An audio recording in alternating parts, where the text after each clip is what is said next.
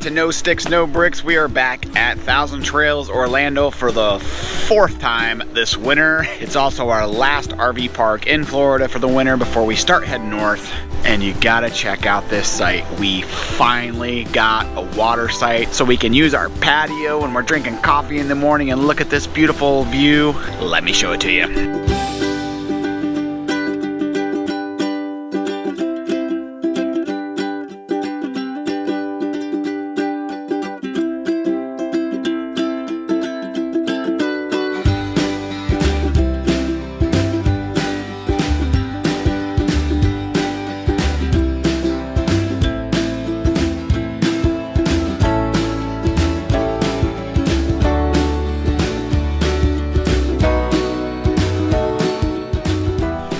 It's pretty nice. Hey, we just wanted to thank everyone from our last video that gave us a whole bunch of different tips and tricks on our upcoming cruise, our first time we've ever been on a cruise, coming up here next week for our anniversary. So thanks so much, we appreciate that. This week's video, however, I have no idea what we're going to talk about. I am filming this right now with some thoughts in my head, but I really have no clue what we're going to talk about this week. I'm sure we'll come up with something.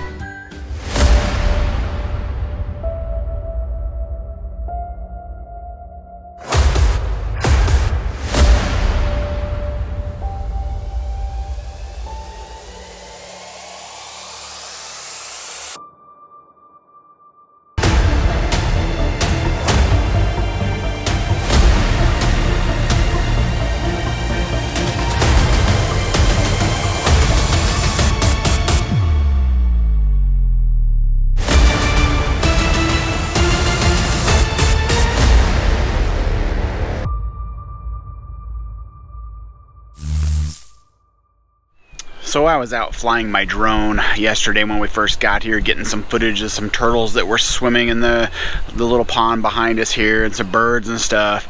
And my battery started getting low. It got down to like 17%, started beeping at me. And I thought, I still got plenty of battery life to get, you know, a couple more shots. Not so much. It started to auto land. And so I just gunned it towards the shore so it didn't go in the drink. And well, here's what the result was.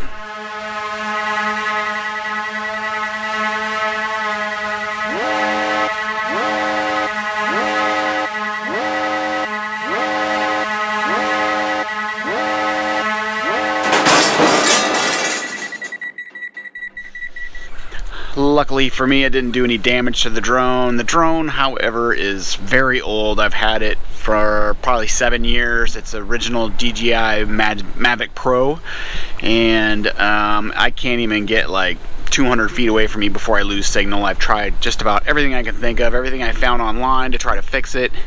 I just need a new drone. Well, one of the bigger challenges of living in a small space with a yellow lab is all the hair.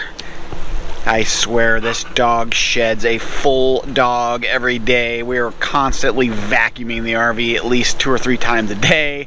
And to try to minimize that, I try to take him out to the woods or somewhere away from the sites and brush him a couple times a week at least. I don't do it in the site because I don't want the next people that come in to, you know, have a bunch of dog hair all over the site to welcome them. Are you ready to go get brushed? What do you guys think? Is he ready? Big baby. Let's go get brushed.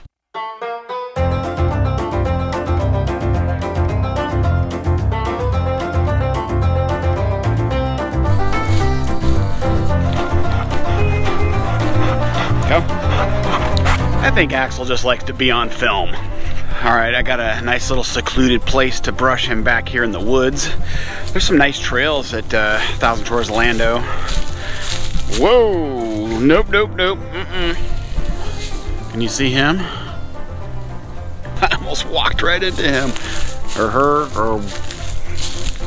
I gotta go around. Let's go underneath. There we go. Anyway, what I was saying was that there is some nice trails at Thousand Trails Orlando in the very back corner. And this is where I always brush Axel. Can you tell that I brushed him here last time we were here about 2 weeks ago? Look at this. Axel, that's all yours. You ready to add to the pile? What are you doing? What did you eat?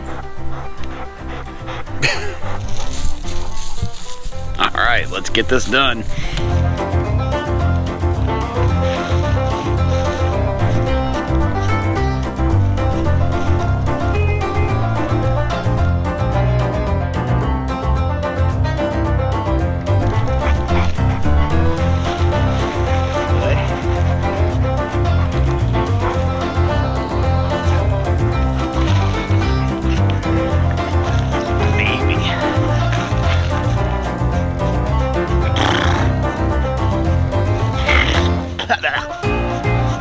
Who says we never have any snow?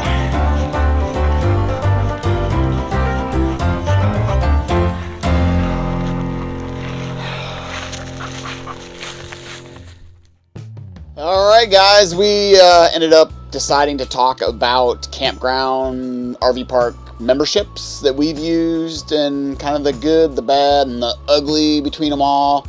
So we're just going to give you the information that we have based off our experience in the last 3 years of full-time RV living and travel. I guess we'll start off with Passport America.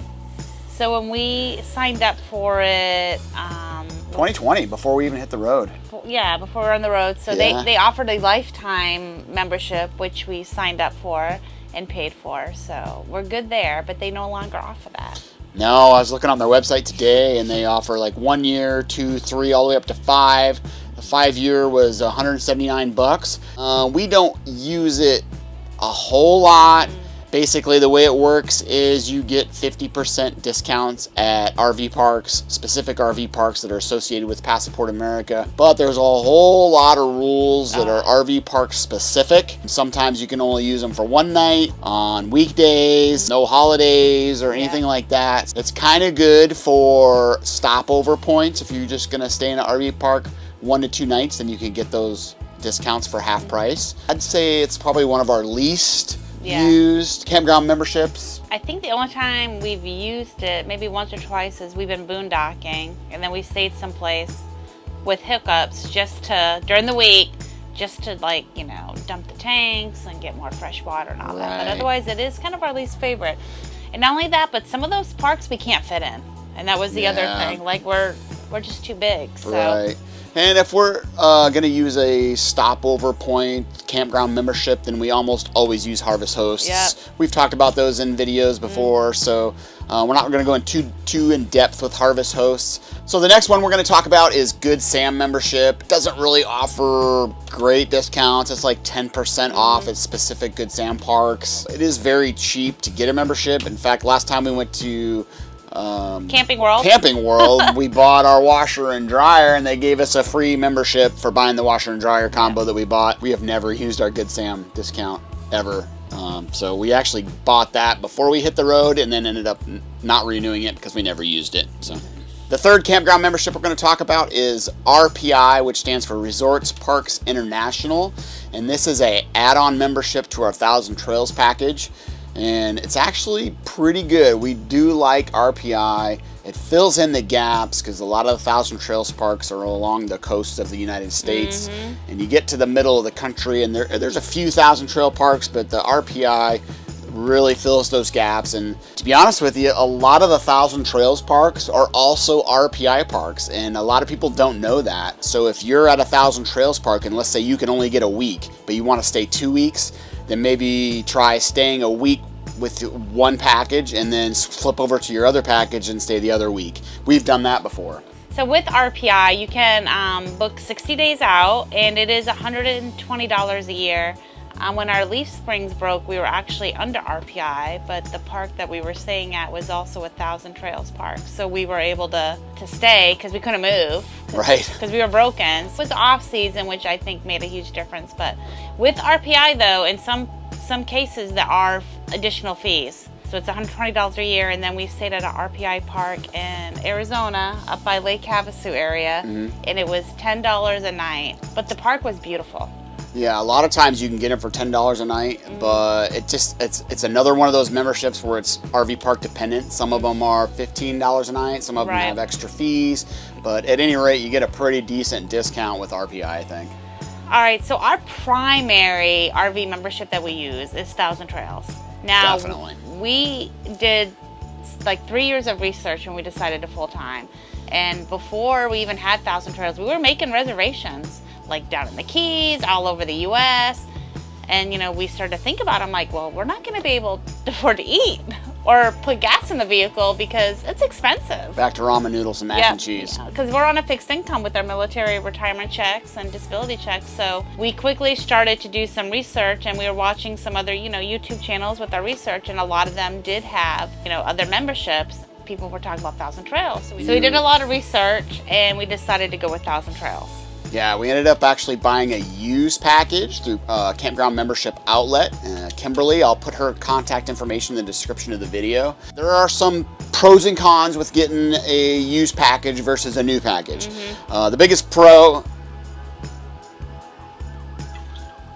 So we're at TTO right now, and there's a trucks. fire trucks and like EMS vehicles like pretty much right across the street, and pretty much every day they come by, and that's what we just heard. So. Yeah. So, what were we talking about again? Yeah, what were we talking about? Distracted. Oh, we were talking about the pros and cons between Yes. getting a used membership versus a new membership. The biggest pro when it comes to getting a used membership is the cost. I mean, we paid $6,400 for our used membership, and new packages are upwards of $15,000. Yeah. The other pro to getting a used membership is sometimes you get perks that are grandfathered in that are no longer offered with new packages. So that's definitely a pro. You want to talk about the perks? So the biggest perk for us, I think, is because we're planners. You know, we have to plan everything out. Is we can book 210 days out.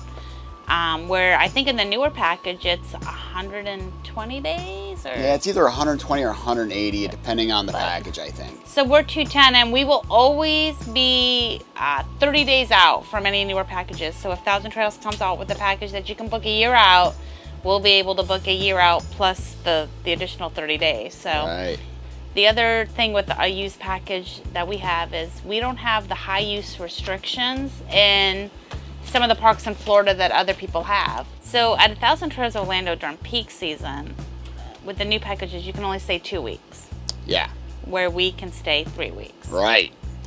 But we've only got two core Thousand Trails parks in Florida, being Thousand Trails Orlando and Peace River. Even Three Flags isn't on our package. However, Three Flags is an RPI park, so we still could stay there at $10 a night under our RPI membership.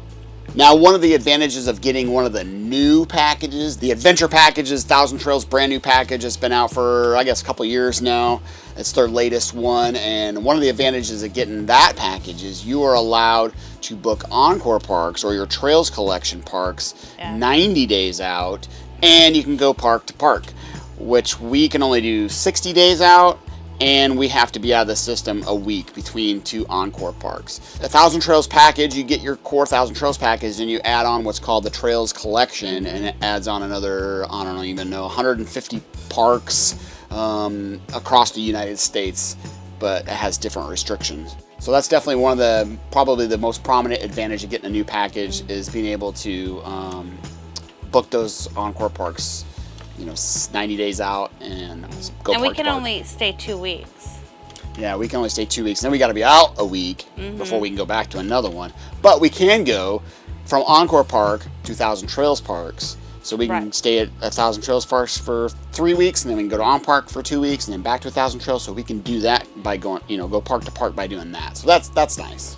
Since 1,000 Trails is definitely our main campground membership that we utilize, that we have utilized for the last 3 years, we're going to discuss all the pros and cons that we've dealt with. We've stayed at, I don't even know how many 1,000 Trails parks, probably at least 50. At least, yeah. I don't even know, I'd have to count them up, but so we've got a pretty good breadth of experience when it comes to 1,000 Trails parks. So let's start off with the pros, and then we'll end up with the cons. I mean, the biggest thing is savings. We bought our membership while we were working, so it was paid for, so all we pay for are our annual fees.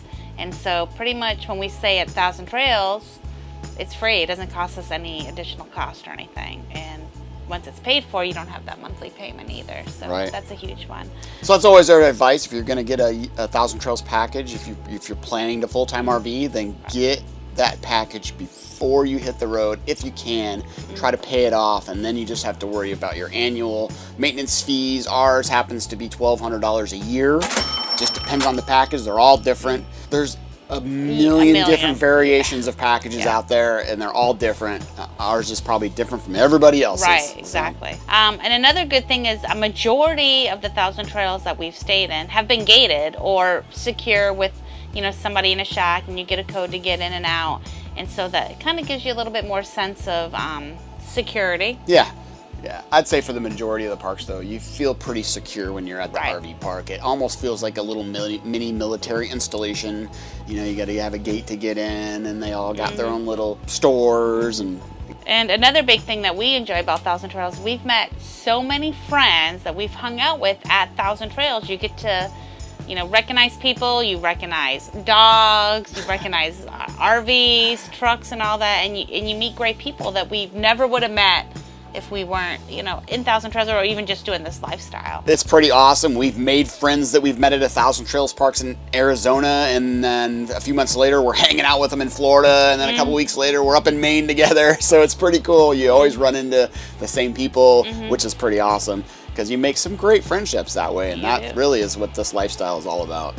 Another pro to the having 1,000 Trails package is there is a lot of parks to choose from, specifically along the coasts of the United States. Typically your winter destinations, mostly like Florida, Texas, Arizona, Southern California, has a ton of different parks, especially if you add that Trails collection on. I think that if you get 1,000 Trails membership, it's almost a no-brainer to add the Trails collection to open up all those encore parks. Definitely. With all the 1,000 Trail parks that there are, one of the things that I look for is the amenities here at 1,000 Trails Orlando. I feel like this is kind of their flagship, if you want to call that. Like, feels like it. It's a very nice park. They have, you know, a pool, they have a gym, they have activities for all ages, all the time. I mean, if you come here and you're bored, then you're not doing something right. We don't always do a lot of the activities, sometimes bingo and stuff. Actually won at bingo the other night. Yeah. And during the holidays, you know, they have things too. So, I mean, it's great, and that's something we like. You know, you don't want to go to an RV park and then you're just stuck. And what we're really starting to see across the United States with 1,000 Trails parks is a lot of them are adding pickleball courts, because pickleball is becoming a very popular sport amongst RVers. It has been for the last few years, and we're now starting to see a lot more 1,000 Trails parks with pickleball courts. Yeah, our rig, we're big with the truck and the Jeep, so a lot of the 1,000 Trails really don't struggle for site. Most of them are designed, I feel like, for the newer ones. Because here at 1,000 Trails, there's different sections. If you've ever been here, you know what I'm talking about. If you've never been, a lot of people want to come to the newer section because this paved site's kind of designed for bigger rigs, because some of the 1,000 Trail parks that we'll kind of mention this again later on are older. This one seems more up to date. You can tell that 1,000 Trails puts a lot of money into this park with all the things that they do here. Yeah, we're 44 foot long with our RV, and we definitely have ran into some 1,000 Trail parks that we could not fit in. It just comes down to doing your research, reading other people's reviews, and looking at Google Maps, all the things to figure out whether or not you can fit in there. And that kind of goes back to what we talked about making friends in the 1,000 Trail system. A lot of times we depend on them. Hey, have you been to this park? Well, yeah. Oh, hey, can we fit in that park? Oh, yeah, no problem. Or no, you're not going to fit. So that happens a lot. But there's a Facebook page for 1,000 Trails. It's like the 1,000 Trails, the good, the bad, and the ugly.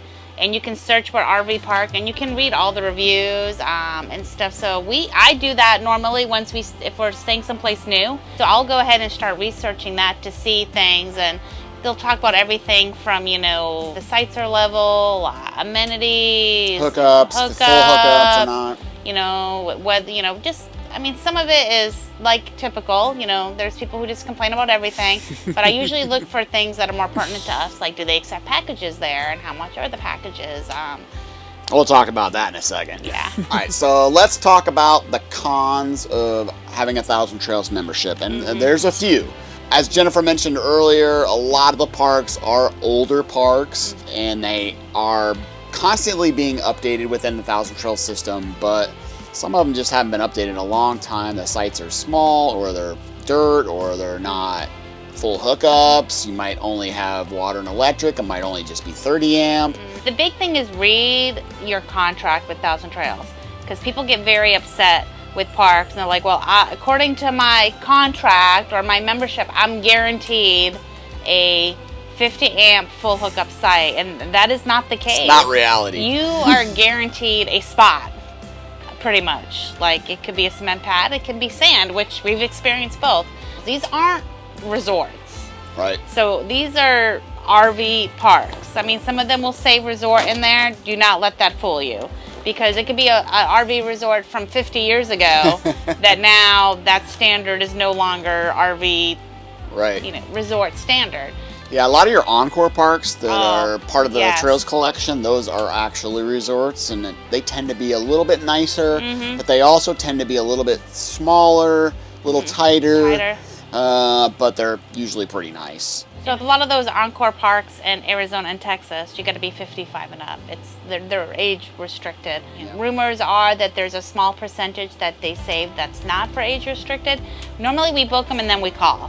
Because if we can book it, let's book it, and then we'll call them. Or they'll call you. We've had that happen, where we book it, and then literally within minutes or a day, they're calling us to confirm. We've never had a problem. We don't have kids, so I think that does play a big part, because especially the ones that we've stayed at, it's a much older thing, and all those activities are not kid-friendly activities that they have. Usually, if we say we're not 55 yet, however, we're not traveling with any children, they typically, if they have the room, they'll let us book it.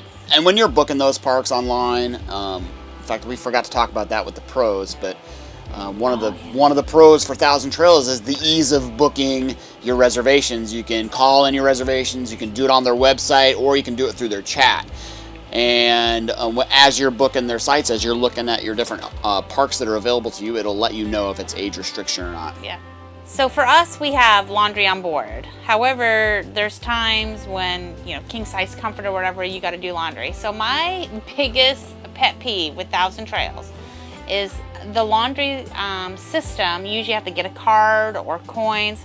It's not the same. It's not universal. In my drawer, I have like 5 laundry cards, and you have to load them with money. And it's like all different apps. And all different apps. And so it's like I have like $4 left on this app, $3 on this app, and so we probably have like $25 wrapped up in apps. Right. Or cards that we haven't been able to use because we're not at those Thousand Trails parks. So that is definitely a con. It drives me crazy why they can't just be the same. I mean, if Thousand Trails owns them, I feel like it should be all the same. Right.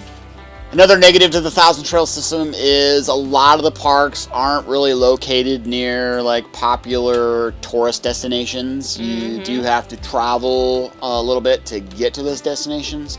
However, we've always found something to do in the area where the Thousand Trails Park is, whether it be e-bikes or hiking or a motorcycle ride or whatever. But for the most part, they're not really located near major attractions. There's a few others that we've stayed at where it's like an hour to like the grocery store, and they may have like a general store. But right, and that kind of leads us into our next con, is a lot of those parks are out in the middle of nowhere, and it's kind of a pain to get to. It might be some windy, twisty, hilly roads to get back there, which isn't probably an issue for most people, but when you're towing a 44-foot fifth wheel, it can be an issue. So it just goes back to doing your research, reading reviews, talking to people before you make that reservation. Right. With Thousand Trails, so you don't reserve a site. It's all first come, first serve. So meaning you show up that day and you have to drive around to find a site. So for us, we're lucky because I have the Jeep. So usually after we check in, I can just take the Jeep and I'll have my walkie and I have the map. And usually we'll try to research so we kind of know what section. So for us, we want a big lot, clear sky because of Starlink. Yep.